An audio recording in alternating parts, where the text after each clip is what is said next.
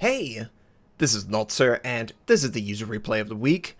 Axis Killer 1 is in the Tier 10 German cruiser Hindenburg. He is on the map Warrior's Path. If you have a replay you would like to submit, please submit it to notserreplay@gmail.com. Please have the replay file, in-score screenshots, 1 to 2 sentence summary, and please include the ship name in the title of the email. I really appreciate all the support. Hopefully you enjoyed this game as much as I did. It came across my email and I watched it and I was like, wow, I wish I was that good in the Hindenburg. And hopefully you do too. These games really motivate me to pull out the ship and try my luck. And usually I fail miserably, but at least it's making me excited to try it again. So, Axis Killer 1 headed over to A point. There seems to be an enemy destroyer, last known position, and we can see very clearly that there's smoke. Evil smoke. Now, the German cruisers do carry torpedoes, 6-kilometer range torpedoes, but they're not really meant to aggressively send. It's really more for defense. If you get ambushed by a battleship, there is really no solution other than your torpedoes. The battleship is designed to be close proximity to cruisers and bully them around. So Axis is rocking AP, as you should, mostly in the German cruiser line. HE's not as bad as it used to be, but it is within your best interest to use AP as much as possible, just because it's really impressive trying to do, 1,000 points of damage, 10,000 points of damage per salvo. That's pretty nice, I'd say. And the Tirpitz is just sailing broadside, doesn't care at all. Axis is using the island to his advantage. Now, I don't know the build that Axis is using, but whenever I see a cruiser that enjoys being stationary or enjoys using an island, I assume they're rocking acceleration. I can't be 100% confident in that assessment, but I know for me personally, whenever I have my Des Moines, I'm using acceleration because it allows you to feather your throttle the plus or minus 6 knots. And people say, oh, it's not worth it at all. It's definitely worth it around an island. Absolutely. If you're playing with this and you're trying to, well, that's awkward. The Iowa and the Bismarck were touching each other in inappropriate ways, and the Iowa seemed to take a huge citadel from maybe the Der Grosse or the Tirpitz, or any number of battleships that are on this flank. It appears to be a real brawl for A. But Axis Killer is doing what he's supposed to do. He's providing gun support. He doesn't appear to be the primary attention of the enemy, and the Fletcher's smoke is gone. He is detected by a friendly destroyer pushing forward, and Axis is doing exactly what he needs to do, firing his guns at the Fletcher. Now, he has AP loaded, and I would have liked it if he would have swapped to HE. He's going to overpin a lot, and he's probably not going to take out any modules unless he hits directly on the ship. But maybe he knows better than me. And it looks like the Fletcher sent out torpedoes, so you got to be careful. I'm not getting real-time information on throttle control, but he slides right between those. Okay. Fletcher is still 9,000 hit points.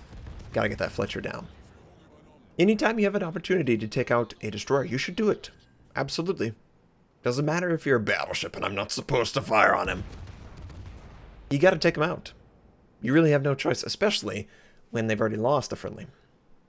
So, a enemy gearing dies on another side of the map. That is really good for Axis Killer's team. We know roughly where the Fletcher is. He probably pulled a Notser. Let's be honest. Let's be honest. He probably ran into the island, is holding his fire. He's not going to be detected because the friendly destroyer that was detecting for Axis's team is dead. And what did Axis just type? Help me push. Help you push. Axis, you're crazy. There's 3 battleships, 2 cruisers, 2 destroyers in the area. This is really dangerous. And I guess the friendly cruiser, the arpeggio cruiser near the center of the map, is distracting the enemies long enough for their whole team to push forward, all except for one battleship. And yes, it's always good to confirm that, yes, indeed, that friendly torpedo isn't meant for me.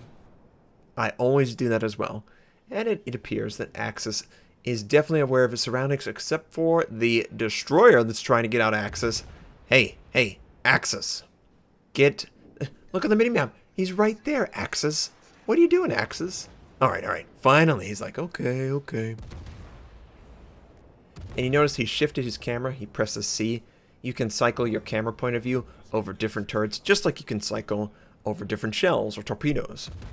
It works really well when you're around an island and you're not 100% sure that some of your guns will be able to fire. Try and cycle to have a better point of view. You can also use it to sort of gauge the angling of the enemy, because it will change the point of view.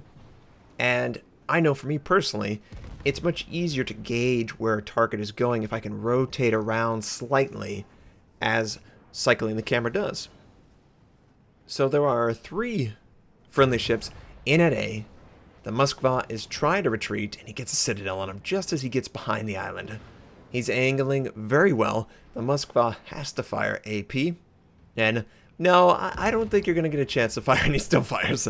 He doesn't really care. It's a gun cooldown. It'll be up in time. The nice thing about the Moskva, as an opponent, he doesn't have torpedoes. There's no risk of the torpedoes ever going out. He can get right up on the target, and nothing bad's going to happen. Wow, he got a citadel on that? 10,000? Okay. That was an interesting angled citadel. I don't exactly know how he went into the shell. Obviously, we didn't watch. Okay, that's more what I expect. 500 points of damage. Ricochet, overpen. Yeah, oh, he's softening it up. It's going into the broadside. Okay. Ricochet off the front. Really? And the enemy Moskva is still in the area, still behind. Ooh, there we go. He knocks out his propulsion, which is a huge deal for the cruiser. There's nothing to protect it. He has to use damage control, or he's dead in the water. And Axis Killer has quite clearly selected the Moskva for torpedoes, checked where the Moskva's momentum was headed, and then he saw he's not going to have a good opportunity to use the torpedoes. The replay doesn't show it. This little indicator, whenever you target something, that's automatic in a replay. I could, by hand, manually control it, but it's not showing you all the information that the player performed, all the actions that were performed in the actual battle. That's why I prefer to record live. And then if I really like it, I share it later. So, Axis Killer is getting a little lucky here. It appears that the enemy's Atago torpedoes didn't quite have the range to hit him. And now there is a Cyclone.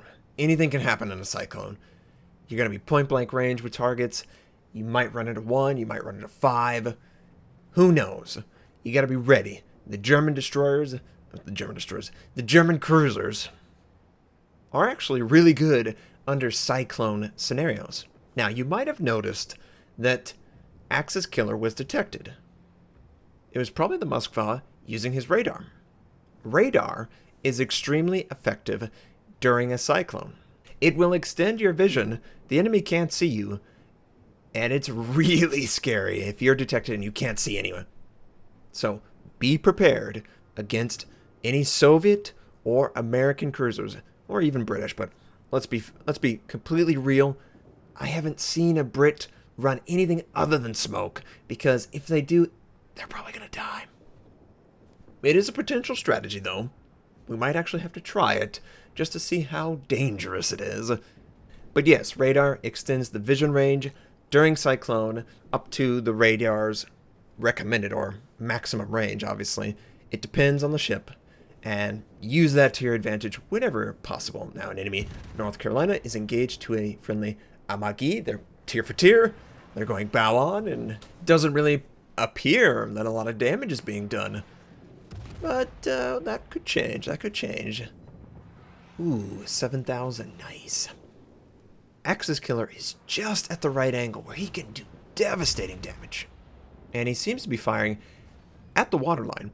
It might be better to elevate it just a slight. Yeah, there is a potential of a citadel, but some of the shells are actually hitting the water and not doing anything.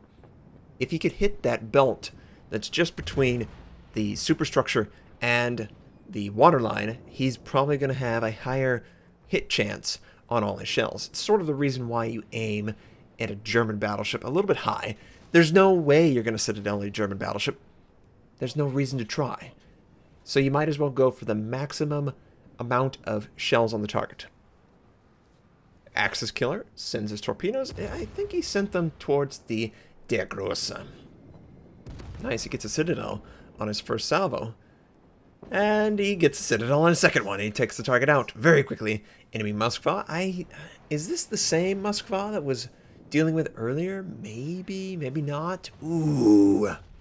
Tons of AP there. Huge deal. He hits 3 torpedoes on the enemy battleship. He hits 5 citadels. Wow.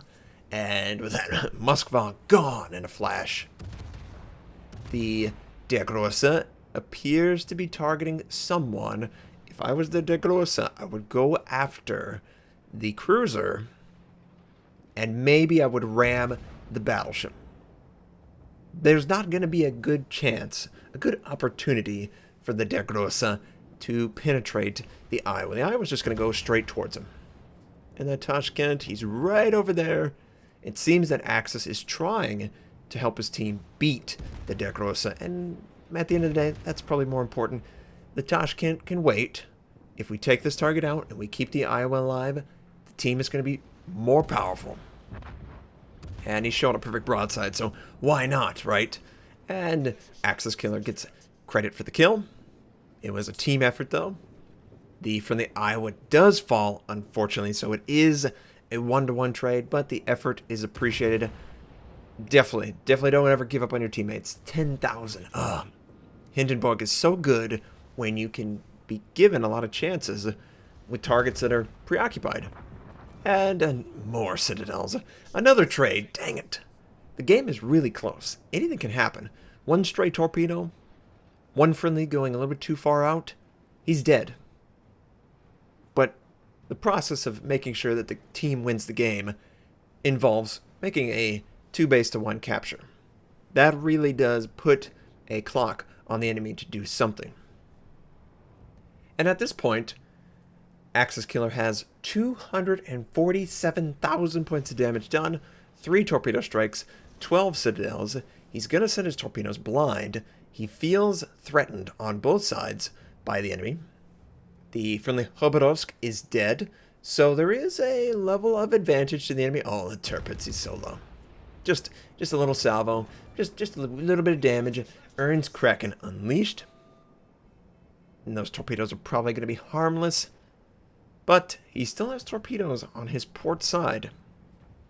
I doubt very seriously that the Tashkent is over there. And Axis double checks, narrow wide. He goes back to narrow, and he sends. Maybe it's a good send, maybe it's a bad send. There is still an enemy battleship out there, and he's undetected. Last known position, somewhere near the smoke that Axis is targeting right now. And he's detected. Oh, it's a full live Bismarck. Oh, how joy. Of course, he's going to be secondary build. He's going to do at least 10,000 in secondaries alone. Wow, he's got HE loaded. Interesting. Okay, well, see where Axis is firing. He's just above the waterline. It's that area just below the superstructure. That's the best place to hit those German battleships. And quite frankly, any battleship that you cannot citadel. And he's already on fire. The secondaries doing their job. The HE doing their job. It seems that he wants to force the enemy battleship into a position where he cannot possibly avoid the torpedoes. And I don't blame him. What else can he do to him other than use his main battery and his secondaries? And he takes them out. without another salvo on his ship. He will burn for 40 seconds, but Axis Killer has earned 300,000 points of damage, and he's a little surprised. It is apparently his highest damage ever. I completely believe that. I don't know what my highest damage ever is. It's got to be somewhere in the mid 250, 260, something like that. I don't think I've ever touched 300,000 points of damage. He's had a lot of luck on his side. He is a good player, don't get me wrong, and he is aggressively using his torpedoes, which is more than I can ever say. But you got to basically be ignored in scenarios where it's obvious to attack him for you to benefit this much. The enemy team just did not consider him as big a threat as he ended up being. And sometimes you need to check, and the team panel is useful for this. You need to check how many kills the enemy team has and identify, oh, this destroyer, he has 4 kills. He's not some schlub.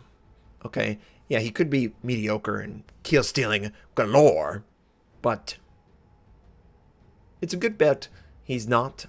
It's a good bet that he is a high-skilled player, and he's very threatening. For the cruiser is capturing C, just locking it up. That Tashkent is the only target left. He's not going to have a lot of success, and the game is going to end pretty quickly. So, Axis Killer, what the heck happened this game? Did you feel as invulnerable as you appeared in some of those scenarios? Whenever he was pushing forward quickly at A, I was like, no, that is so aggressive. Usually what happens to me, and I'm going to rant a little bit about my gameplay, I'm focused down and killed at the very onset of that push. I'm not given an opportunity to survive. And you've watched it plenty of times on my stream. I will push forward. It will either be the best play or the absolute worst play. And he sort of benefited a little bit when Cyclone hit, because he was the tip of the spear pushing into the enemy. They were all around him, and the Cyclone hit and was actually active just in time to minimize the number of targets that could engage. And the Tashkent actually fired his guns. Interesting. Axis Killer tries to return fire, and is he gonna get him? No, just a little bit behind. It doesn't look like he's gonna be able to fire his guns again. Yes, he doesn't. And that Tashkent was pretty lucky there to survive. It didn't matter, of course.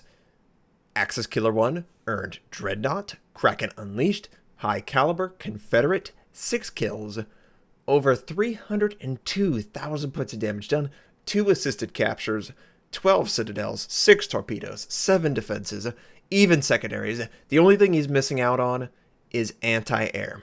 And I'm going to forgive you for that one, Axis Killer. You didn't really get a chance to fight aircraft. Axis Killer earned 3,473 base XP.